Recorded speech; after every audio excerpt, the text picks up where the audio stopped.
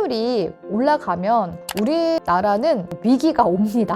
오히려 지금 환율이 올라가면 올라가는 대로 그 환율에 이제 연동되는 투자 자산에 투자해야지 라고 이제 보시기보다는 그럴 때일수록 오히려 정말 더 큰 위기가 오는 거기 때문에 환율에 대한 부분들은 계속 좀 체크를 하시는 게. 안녕하세요. JW 인베스트 대표 강유정입니다.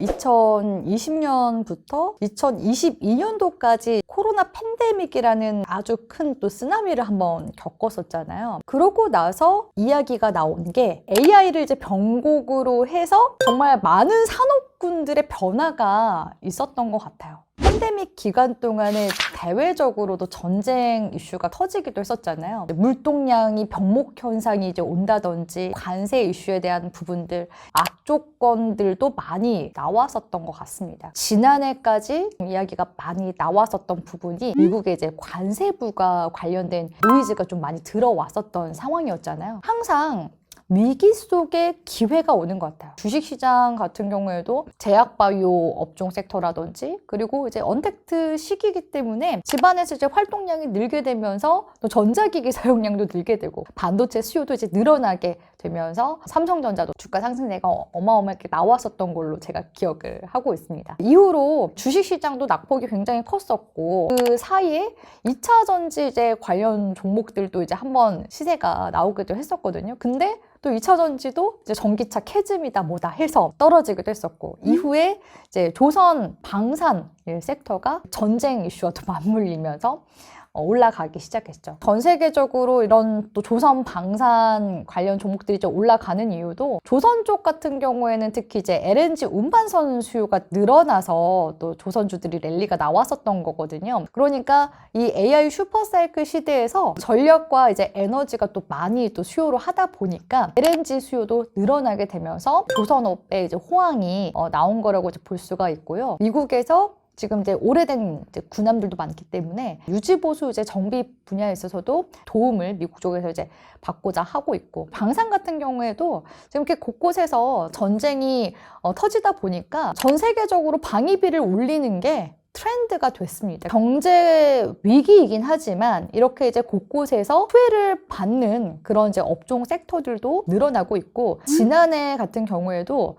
전력주나 이제 원전주들도 강하게 또 시세가 나오기도 했었어요. 데이터 센터가 또 전력 먹는 하마이다 보니까 빅테크 기업들이 데이터 센터를 지금 계속해서 건설을 하고 있는데 데이터 센터를 이제 지었을 때 필요로 하는 전력량이 어마어마하다 보니까 과거에는 이제 원전하면 원전에 대해서 후쿠시마 사태도 있었기 때문에 안전하지 못하다라는 인식이 컸었거든요. 그런 사건이 이제 한 번 터지면은 물론 이제 부담이 되겠지만 지금 전력을 많이 필요로 하는 단계이다 보니까 유럽 쪽에서도 이제 원전을 청정 에너지원으로 투입을 시키기도 했습니다. 새로운 에너지원이라든지 기존의 원전 기업들이 계속해서 시장에서 주목도가 올라가게 되는 거고 그러면서 지금 이제 산업군이 계속해서 좀 커지고 있는 그런 단계라고 볼 수가 있는데 제로 성장이라는 말이 나온 거는 수출주들 같은 경우에는 환율이 올라가면 수출주에는 좋은 겁니다. 환율이 올라가면은 원자재를 이제 수입을 하는 데 있어서 가격이 비싸질 수밖에 없겠죠. 국내 기업들 입장에서도 수입하는 기업들은 부담이 될 수밖에 없습니다. 이제 수출을 하려고 했을 때 가공을 해야 되는데 가격이 또 올라가니까 부담이 될 수밖에 없죠. 매출액은 느는 것 같은 착시 효과가 있는데 오히려 영업이익은 감소하는 그런 이제 추세로 가다 보니까 제로 성장이라는 말이 나오고 있는 거라고 생각이 들고요. 지금 저출산, 고령화 사회로 지금 진입을 하고 있는 단계이기도 하잖아요. 우리나라도 국민 평균 연령대가 40이다 할 정도로 고령화 사회로 나아가고 있는 상황이기 때문에 나이대에 비해서 인구수 자체가 지금 많이 줄어든 상황이고 가장 많이 또 필요로 하는 인력 공급이 충분히 되지가 않는 상황이에요. 그래서 외국인 노동자를 계속 받아들여야 되는 상황이고 인력 부족에 대한 문제를 어떻게 해결할까 하다가 산업이 계속 커지고 있는 쪽이 로봇 산업이라고 볼 수 있고 제로 성장이긴 하지만 말씀드렸다시피 위기와 기회가 같이 공존하는 그런 시기이기 때문에 이제 자산 시장이 더 역동적으로 움직임이 나오는 게 아닌가 생각을 하고 있습니다.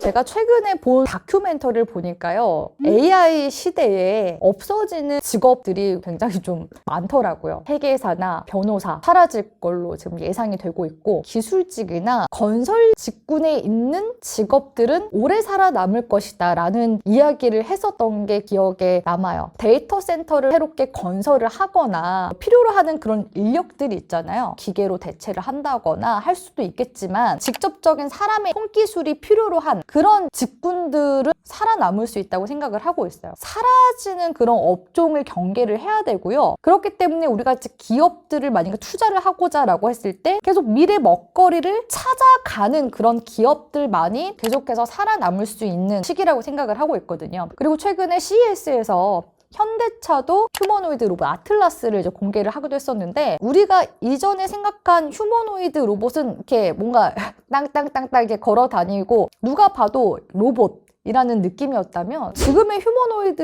로봇들은요 기술력이 진짜 많이 진보를 했습니다. 휴머노이드 로봇 같은 경우에 바퀴가 달린 경우에는 이동이 사람보다 훨씬 더 빠를 수밖에 없습니다. 로봇 산업이 지금 가장 많이 기술적인 진보가 일어난 곳들이 미국까지 중국이라고 볼 수 있고 우리나라 이제 대기업들도 뛰어든 지는 지금 몇 년 안 됐지만 현대차가 최근에 주식시장에서 재평가 받는 부분이 그런 부분 때문이라고 볼 수가 있거든요. 노조 파업이 있거나 했을 때 생산시설도 문 닫아야 되고 그러면은 또 납기를 맞추지 못하게 되고 이런 여러 가지 문제들이 발생할 수밖에 없는데 그런 것들을 이제 앞으로 로봇이나 휴머노이드가 대체를 할 수 있는 그런 시대가 올 가능성이 높다는 거죠. LG전자 같은 경우에도 뭐 우리 국내에 이제 상장되어 있는 기업들 뭐 로보티즈나 로보스타, 엔젤 로보틱스 제로 성장 시대에서 우리가 앞으로 사라지는 그런 직업군과 그리고 미래 성장 동력으로 삼아갈 수 있는 그런 것들을 구분해서 본다면 분명히 이렇게 투자에 대한 그런 기회가 있다고 생각을 하고요. 그래서 지금 로봇 관련 종목들이 시장에서 좀 많이 부각을 받았던 게 아닌가 판단되고 있습니다. 그렇다면 올해를 기준으로 볼 때 지금 가장 위험한 자산은 어떤 걸까요? 남들이 좋다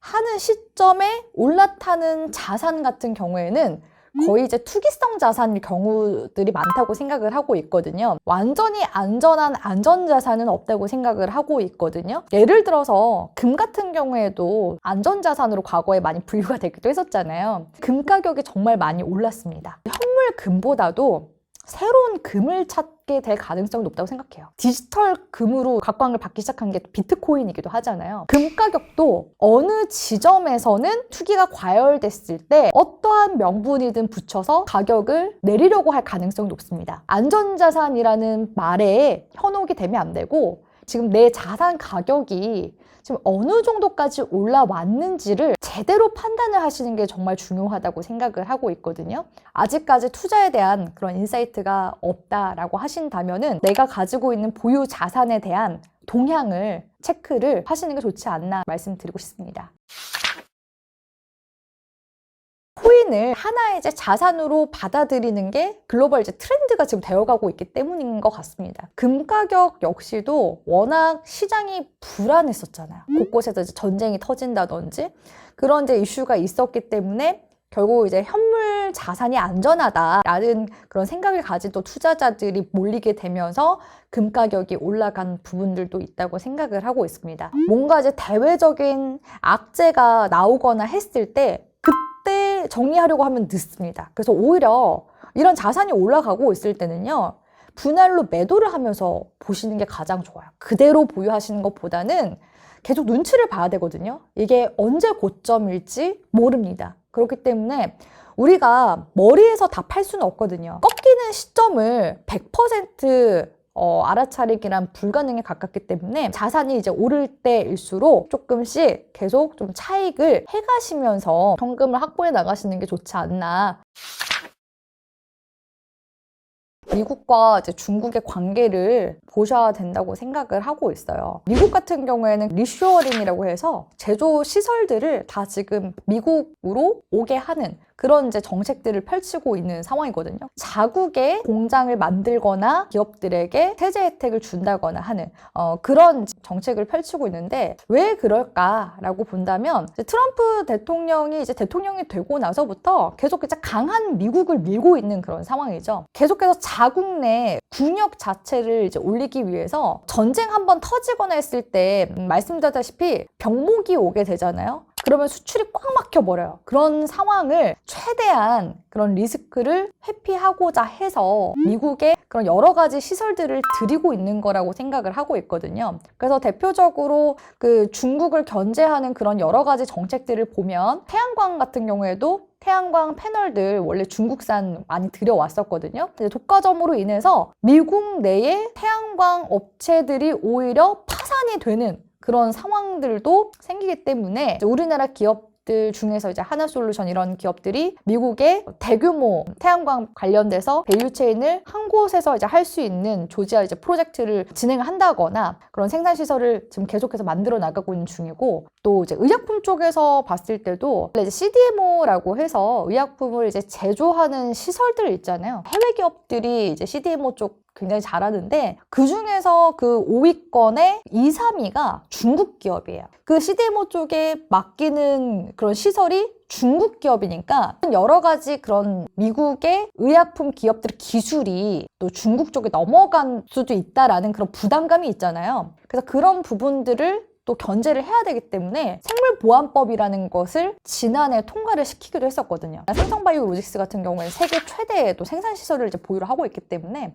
중국이 이제 빠진 자리만큼을 삼성바이오로직스가 수주 물량을 따내게 될 것이다. 최근에 이제 미국의 그런 생산 시설을 또 인수를 했습니다. 계속 미국 시장에 좀 더 침투를 하고자 해서 미국의 생산 시설을 인수를 했고요. 자국에서 생산했을 때 인센티브를 준다고 하니까 미국 내에서 또 이제 CDMO를 이제 하게 됐습니다. 지금 이제 미국의 관세 이슈 중에서 아직도 해결이 안 된 부분들이 또 있는데 그게 반도체거든요. 반도체도 지금 삼성전자가 이제 올해부터 파운드리 테일러 팹 공장을 이제 본격적으로 이제 가동할 예정인데 이제는 메모리 팹 공장까지 미국으로 생산 시설을 또 투자를 하게 될 가능성이 높아요. 미국이 왜 이렇게까지 중국을 견제를 하고 계속 미국 내에 공장을 짓게 할까, 이런 부분들을 고민해 본다면 그만큼 중국이 견제 대상이 된다는 거고, 올해는 사실 좀 우려가 되는 부분은 미중 이제 회담이 진행될 가능성이 높습니다. 북미 정상회담도 몇 차례 했었지만 결국엔 최종적으로 결렬이 된 적이 있었죠. 중국과 지금 화해 무드로 가는 게 아니야? 라고 할 수 있겠지만 중국은 중국대로 최근에 계속 대만을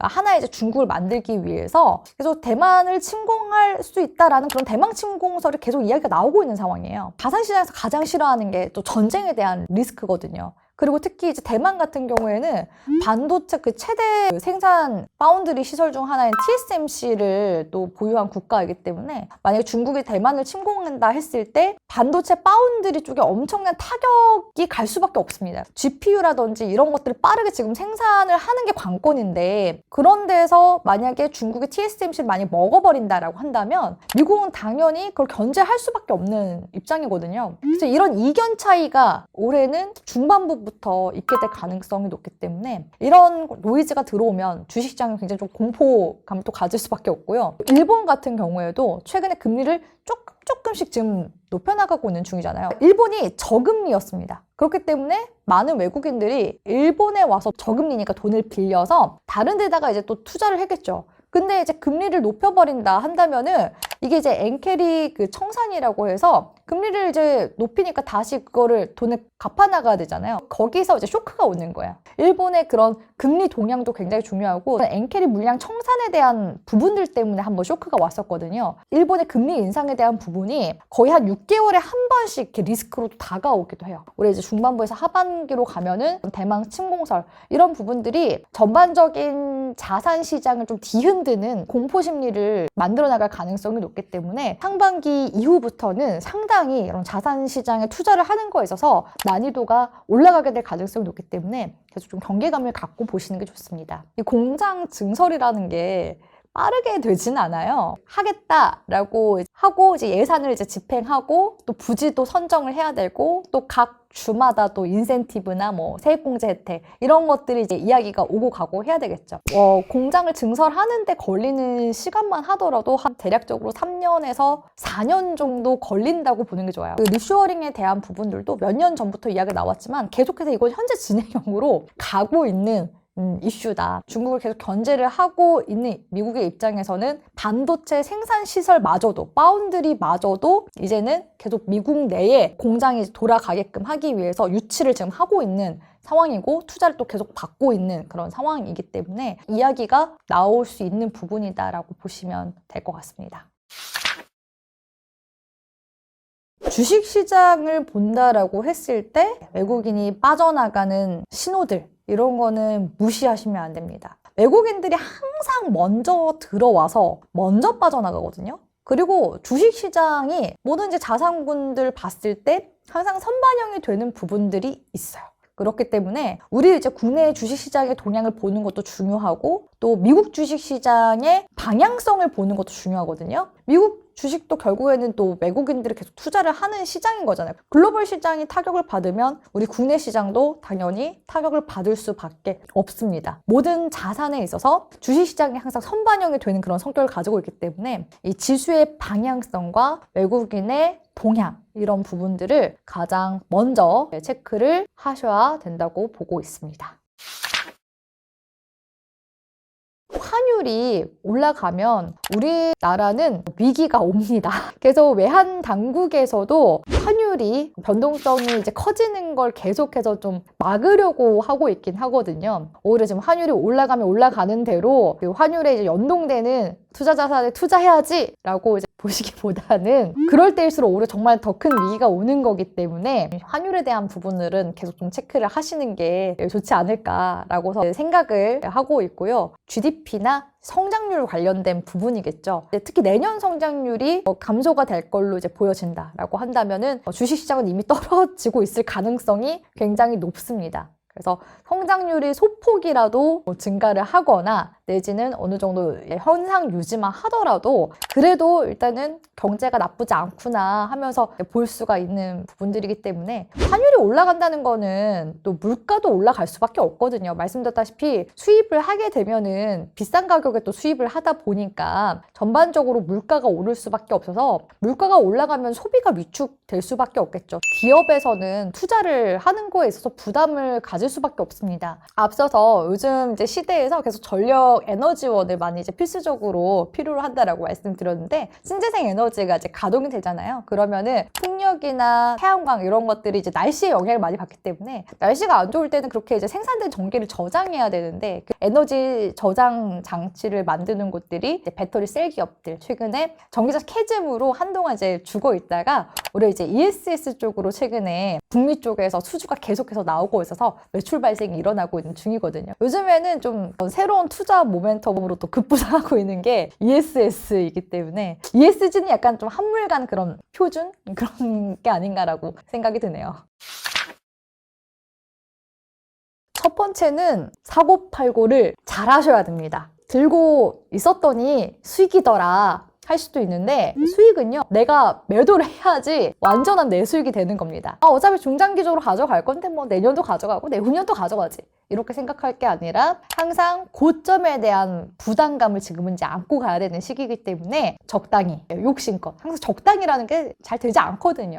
말씀드렸다시피 중후반부에 그런 이제 경계감 가져가신다면 저는 충분히 지금 연초에서 상반기까지는 좋은 수익 챙기면서 갈 수 있다고 보고 있기 때문에 사고 팔고 그러니까 욕심을 좀 컨트롤을 하셨으면 좋겠다 말씀을 드리고 싶고요. 두 번째 같은 경우에는 뇌동은 하지 않으셨으면 좋겠습니다.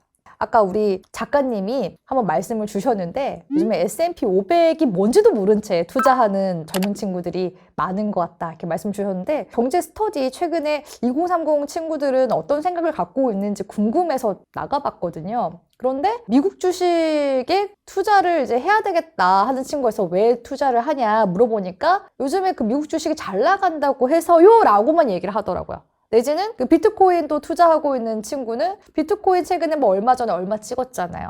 이렇게 얘기하는 경우들이 있거든요. 그러니까 투자에 대한 근거가 빈약하면 안 된다고 생각을 하고 있어요. 그래서 저도 뭐 종목 상담을 많이 해드리고 하다 보면은 항상 뭐 전문가가 좋다고 했다, 내지는 주변 지인이 좋다고 했다 해서 투자하시는 경우들 많이 봤거든요. 이미 남들이 좋다고 한 거는 다 반영이 됐을 가능성이 높습니다. 그래서 박수 칠 때 떠나라. 그리고 이미 호재가 많이 나올 때는 이제 매도를 하라는 이야기가 그래서 있는 거라고 생각을 하고 있거든요. 그래서 뇌동매매 저는 최대한 지양하셔야 된다. 뇌동을 하시더라도 적은 비중으로 들어가셔야 된다. 이렇게 말씀을 드리고 싶고, 그리고 마지막으로는 제가 꼭 이제 인터뷰 나갈 때마다 항상 말씀드리는 건데, 취해 있으면 안 됩니다. 우리가 지금 이제 유동성 파티를 즐기고 있는데, 즐겨도 괜찮은데 취해 있는 거는 정말 다르다고 생각을 하고 있거든요. 그래서 취해 있다 보면은 신데렐라도 이제 12시에 바로 이제 귀가를 하지 못한 것처럼 우리 투자자분들도 취해 있다 보면은 내가 시기를 놓쳐버릴 수도 있기 때문에 우리가 항상 투자에 대해서 기회를 찾을 수도 있지만 반면에 잃을 수도 있다라는 것을 항상 고민하시고요. 워렌 버핏의 제일 원칙이 절대 돈을 잃지 않는다라고 하잖아요. 그리고 제2 원칙이 제1 원칙을 지킨다였습니다. 그렇기 때문에 절대 잃지 않는 투자를 우리 시청자분들이 지향하시면서 가셨으면 좋겠습니다.